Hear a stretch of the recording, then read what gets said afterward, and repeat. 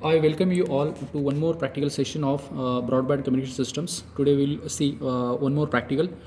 The title is Establish and Test a Simple Fiber Optic Link for Transmission of Analog Signal. That means we'd like to take one analog signal from the function generator and we'd like to receive it with the help of detector. So let's see the procedure for that. Again, with respect to optical fiber transceiver kit.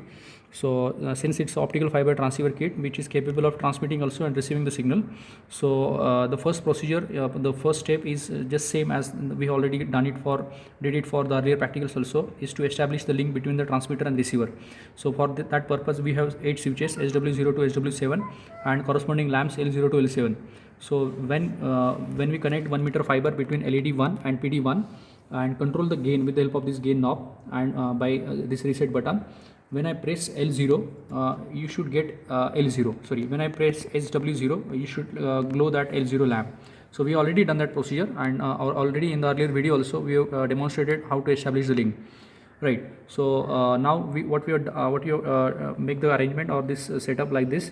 We have connected 1 meter fiber between LED1, which is 850 nanometer optical source, which is a transmitter, and we have PD1, which is photodetector 1, which is the receiver of this OFC system, optical fiber communication system.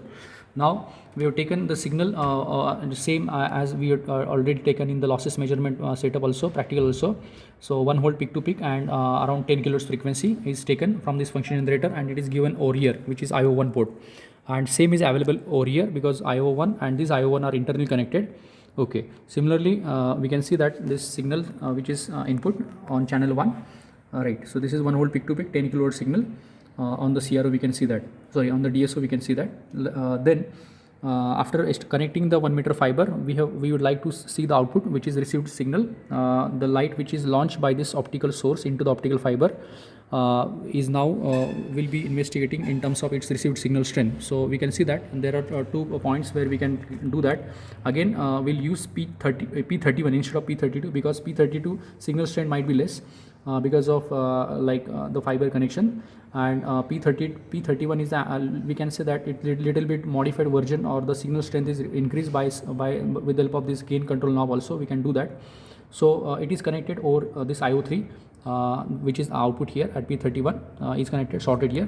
Now same is available here also. So we have just connected DSO second channel 2, and we can see the output, which is this received signal. So the purpose of this practical is to send the analog signal to the OFT trainer kit, and then receive the same signal which is the receiver part, which is now you can see that on the channel 2. So transmission of analog signal and reception of the analog signal, the purpose is already solved. Now we would like to see what kind of observations we can make it here.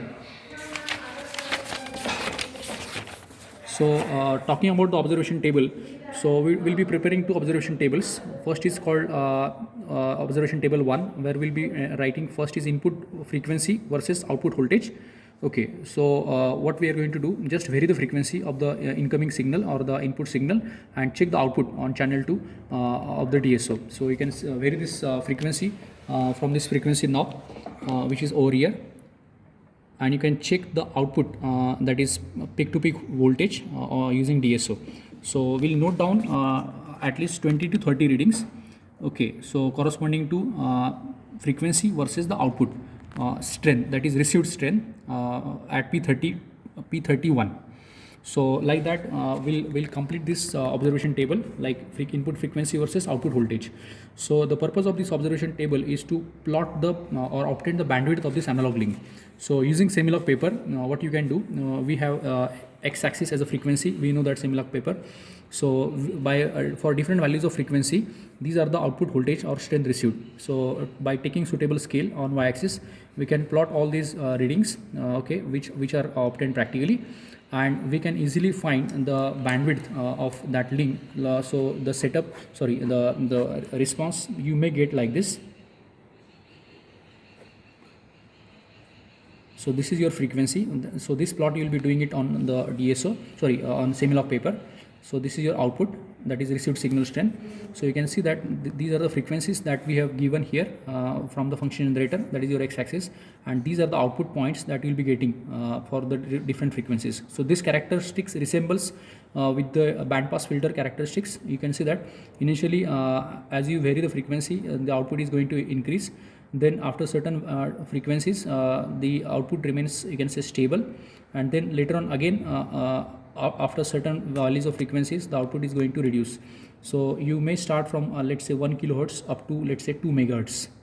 So now just taking the 2 points, cutoff points, like let's say f1 and f2, and just compute the bandwidth like f2 minus f1. So we can find this bandwidth, which is called analog bandwidth of that transmission, which is possible. We know that there are two kinds of bandwidth. One is called analog bandwidth, another is called optical bandwidth. So sorry, one is called electrical bandwidth, another is called optical bandwidth. So normally optical bandwidth is more than the electrical bandwidth. So there is small derivation for that, so that we will be seeing in the theory part. So this is the first objective, that is calculating the bandwidth using the optical fiber cable that we have. Okay, so in the second observation table, we have simply one is input voltage versus the output voltage. So input voltage, again just like in observation table we vary the frequency, in second observation we will vary the input voltage from the function generator. So just in steps of maybe 0.5 you can vary the input voltage, like maybe 0, then 0.5, then 1, 1.5, 2, 2.5, 3, 3.54 up to 5. So and note down its effect of varying the input on the output, which is received signal strength at P31. So this may be a few values may be in millivolt, few values may be in volt. So note down this output voltage we can say readings. So if I plot this graph also, like this input voltage versus output voltage, so you will observe that for whatever readings which are their input voltage and some output voltage readings, you will get a straight line graph. You will get a straight line graph which is called linear curve. This is called linear graph. So this signifies that whenever we take a signal from the let's say function generator and we give it to the OFT trainer kit, once that signal is let's say launched into that transmitter part with the help of analog input, which is P11. I forgot to mention this point, that you give that analog signal at point P11. Okay, and this signal is now is given to the LED1, which is optical transmitter. So this is your transmitter part. So electrical signal is available here, so it is converted into optical form with the help of this LED1, which is operating at 850 nanometer. So this signal which is light signal is launched into optical fiber. So why this curve is linear? Because the output, which is the signal strength received as an output of detector, is a linear function of the input, which is the light intensity received by that optical fiber from that optical source. So this proportionality is linear. That's why we call this curve as input versus output transmission link, particularly analog transmission link, as a linear element. So this important point you should remember, why the analog link is called linear element, because there is a linear relationship between input and output with respect to the transmitter part and receiver part. So both these plots you will be plotting with respect to all these readings. So this is the objective of this analog link transmission and reception. That's all.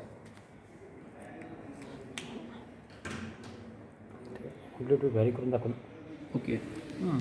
Let's see after varying the amplitude, is there any effect? You can see that.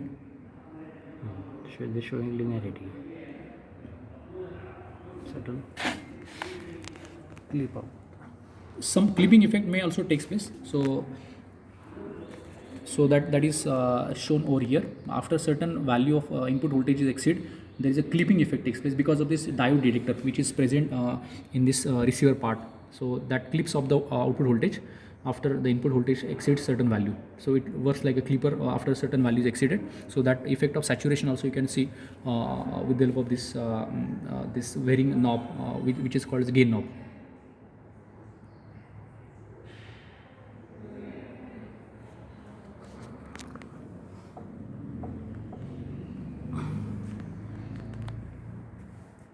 So that's it.